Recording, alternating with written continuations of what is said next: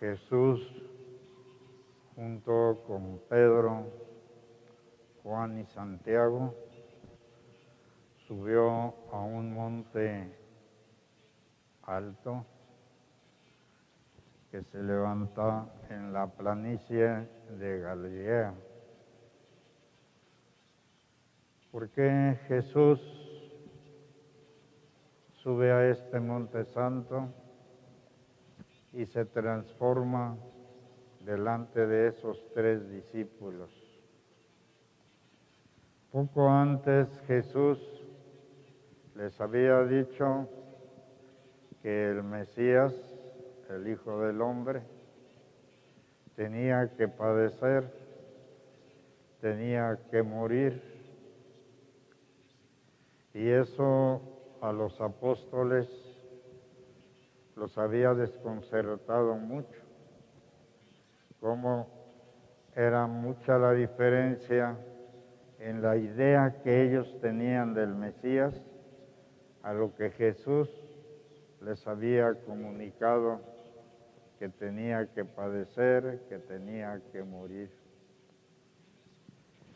Y por eso Jesús lleva a tres de los apóstoles, tres de sus discípulos, que en cierta forma eran los que más influían sobre los demás, Pedro, Juan, Santiago, y que también iban a estar en otro acontecimiento importante en la vida de Jesús, como fue en la oración del huerto, donde Jesús, antes de empezar su pasión, hasta llegar a su muerte, Él se dirigió angustiosamente a su Padre Dios, y también esos tres fueron testigos.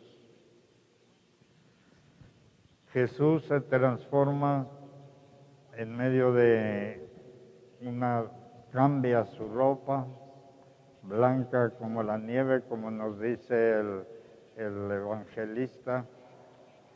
Los apóstoles lo ven transformado y platicando con Moisés y con Elías, que podemos decir que era la presencia de los profetas y de la ley establecida por Moisés. Y si los cubre una nube blanca también, que es una de las manifestaciones de la divinidad, y se oye la voz del Padre que dice: este es mi Hijo muy amado, escúchenlo. Jesús le demostró a los apóstoles que Él era el Hijo de Dios, y por eso lo vieron transformado. Y las palabras de Pedro, que muchas veces intervenía, y en esta ocasión también, y solo le dice a Jesús: hagamos tres chozas, tres tiendas, una para Elías, otra para Moisés y otra para Jesús. Y en esa forma, como Pedro contesta, como Pedro afirma, se ve claramente que Pedro aún no entiende quién es Jesús, porque lo pone en el mismo plano que Elías, que Moisés, y posteriormente a las palabras de Pedro se escucha la voz del Padre que dice: este es mi Hijo muy amado, escúchenlo. De tal modo que el Padre Dios hace distinción entre Elías y Moisés, entre la ley y los profetas. La ley y los profetas que se cumplirían en Jesús, pero que terminaría todo su momento, terminaría y solamente prevalecería la palabra de Jesús. Por eso les dice a sus apóstoles, escúchenlo.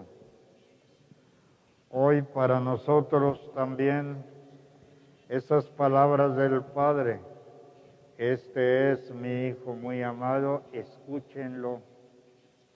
Y tenemos que escucharlo en todas las circunstancias, en todos los momentos, circunstancias positivas, circunstancias que nos favorezcan, pero también circunstancias difíciles, negativas, como las que estamos viviendo en este tiempo con la pandemia. Aún en estas circunstancias, siempre tenemos que escuchar a Jesús. Es la voz del Padre que nos pide, este es mi Hijo muy amado, escúchenlo. Los bajaron de ese monte, que es identificado como el monte Tabor, que es un monte bastante alto, y se ve más alto porque no tiene estribaciones, sino que se levanta así de la planicie de Galilea. Bajan del monte y Jesús les dice, esto no lo platiquen hasta que haya resucitado de entre los muertos. O sea, Jesús quiere proteger su verdadero mesianismo, que tenía que padecer, que tenía que morir y resucitar el tercer día. Este es el Cristo en el que debemos confiar. Este es el Cristo en el que debemos creer. Este es el Cristo que nos lo revela el mismo Padre Dios. Este es mi Hijo muy amado, escúchenlo. Y no seamos como los apóstoles, que a pesar de ver los milagros que hacía, a pesar de escucharlo en diferentes momentos, seguían sin entender quién era Jesús. Y por eso el Padre a estos tres apóstoles les hace ver que Él es superior a Moisés, que Jesús es superior a Elías, y por eso debemos de escucharlo.